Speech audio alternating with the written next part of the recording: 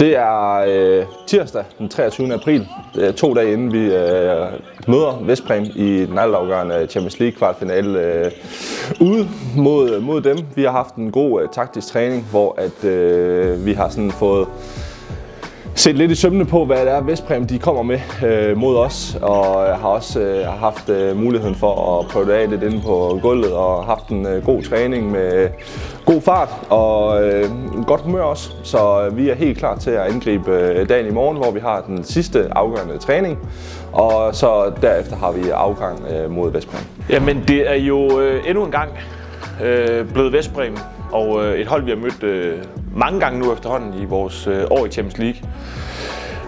Fantastisk hold vi skal ned til, og en virkelig varm og grov hjemmebane. Og selvfølgelig også et sted, som gør, at de sådan år efter år kan tillade sig at drømme om at komme til Final Four, ligesom vi rigtig gerne vil. Deres helt store udfordring, det er jo selvfølgelig, at de ikke har vundet Champions League endnu. Det har de prøvet på i 25 år, og det er jo sådan nok klubben, vi sådan alle sammen snakker om, at det må jo ske en dag. Men må det ikke, at det er os, der tager billetten til Final Four? Det er i hvert fald planen. Jeg synes, vi har rigtig gode redskaber. Jeg synes, vi har lært meget af de opgaver, vi har haft imod dem. Nu gik kvartfinalen ikke vores vej for et par år siden. Og der lærte vi i hvert fald det her med, at 10, 12, 15 dårlige minutter på en svær udebane, jamen det er nok til, at drømmen den brister. Så jeg er sikker på, at med den form, vi er i nu, og det spil, vi kan mønstre, at den her gang så bliver det vores tur.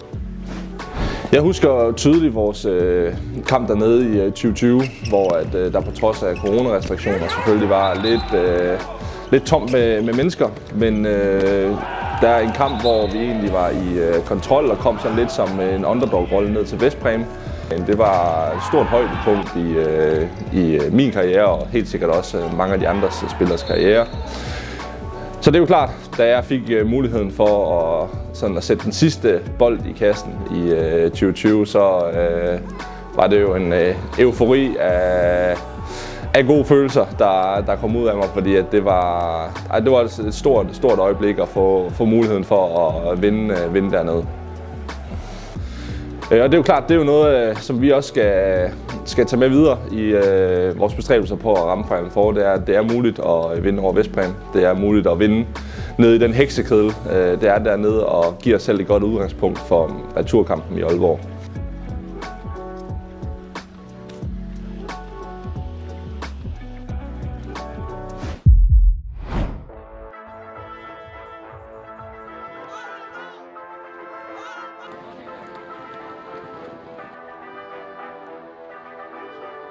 Vi vil allerhelst gerne noget at vinde, det er jo i hvert fald udgangspunktet, men kan det ikke lade sig gøre, så skal vi jo have et resultat, vi kan bruge til noget. Fordi vi ved også godt, at når vi står herhjemme igen om en uge, så er det os, der kommer til at sætte dem under pres. Og derfor så er jeg sikker på, at hvis vi leverer 60 gode minutter dernede, så har vi også det, der skal til for at slå dem på hjemmebane.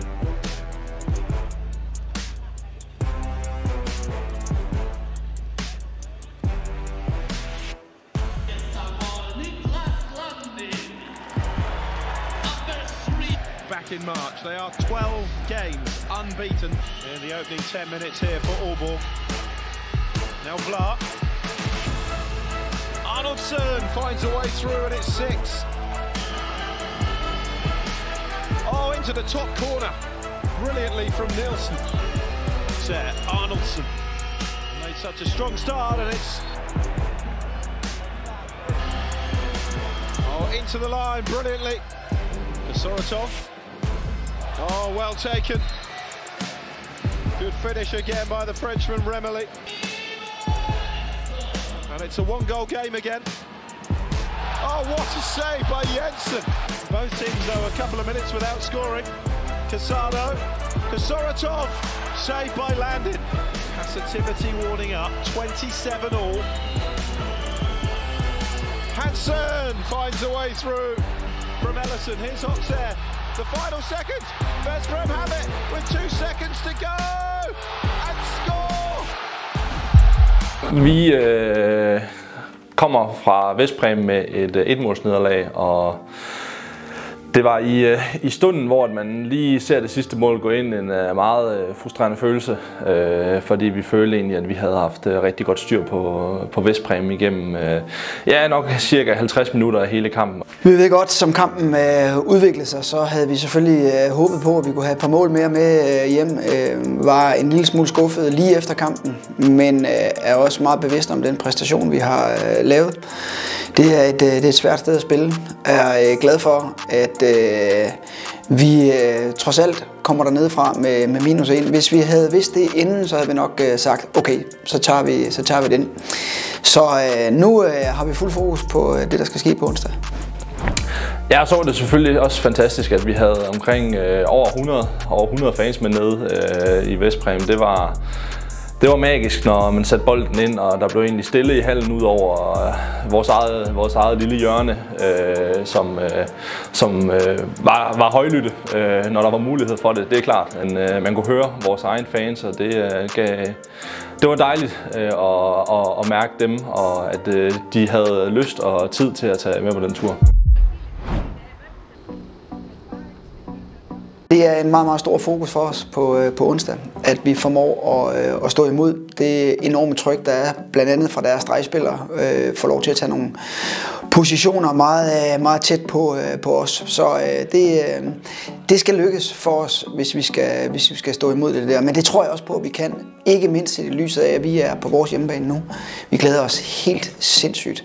Mærker en sidren i spillerne og håber også, det samme er gældende for de folk, der kommer i hallen. Vi har opbygget en hjemmebane af en anden verden efterhånden, og det får vi virkelig behov for på onsdag. Så jeg glæder mig helt sindssygt til det her, og jeg er ret sikker på, at der er noget stort i vente.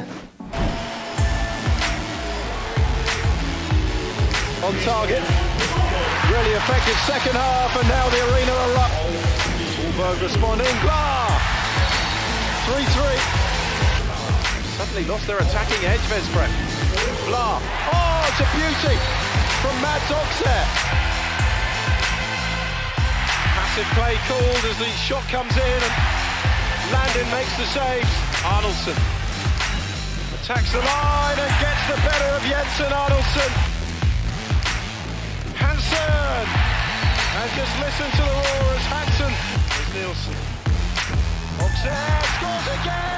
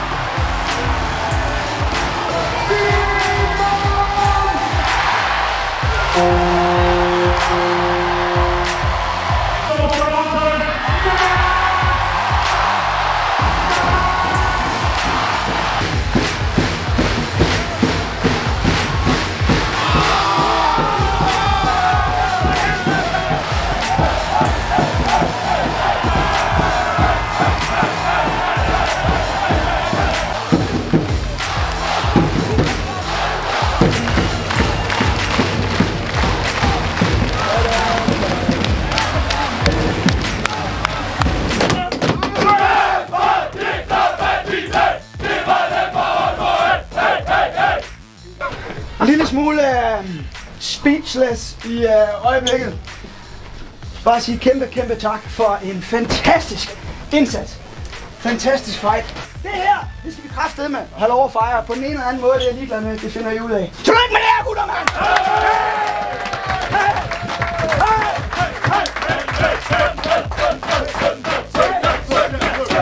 Det her er for mig den største aften, jeg har haft i Aalborg håndbold. Der blev ikke uddelt trofæer, og det er heller ikke første gang, vi skal til Køln, uanset hvor vanvittigt det lyder. Men den måde, det er blevet gjort på, og mod det hold, som Veszprém er, den klub, som kun er gearet til at skulle prøve at vinde Champions League, der er det her enkeltstående det største resultat. Vi vidste godt, at vi kunne byde dem op til dans, men over 2 kampe at slå Veszprém ud i den her kulisse, det er det største, jeg har prøvet i klubben. Vi tager ikke derned for bare at deltage, ligesom de 3 andre hold heller ikke gør. Sidst havde vi kvaliteten og heldet, og brændte jo selvfølgelig også alt af lørdag mod PSG. Det var tydeligt at se søndag, hvor vi fik en røvfuld. Men den her gang, der håber jeg, at vi går hele vejen.